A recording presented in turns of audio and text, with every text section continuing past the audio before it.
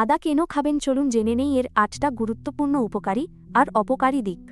১ নম্বর, আদা খাইলে শরীরের রোগ প্রতিরোধ ক্ষমতা অনেক বাড়ে। এই শীতের দিনে সর্দি কাশি থেকে বাঁচতে আদা খান। ২ নম্বর, আদা পেটের গ্যাস আর বদহজম কমাইতে সাহায্য করে। পেট ভার হয়ে থাকলে আদা চা খাইলে আরাম পাবেন। ৩ নম্বর, এটা বমি বমি ভাব দূর করতে খুব ভালো কাজ করে। গাড়িতে উঠলে মাথা ঘুরাইলে এক টুকরা আদা মুখে রাখেন। ৪ নম্বর, আদা শরীরের যে কোনো ব্যথা কমাইতে অনেক সাহায্য করে। হাড়ের গিঁটে ব্যথা হইলে আদা পানি গরম করে খান।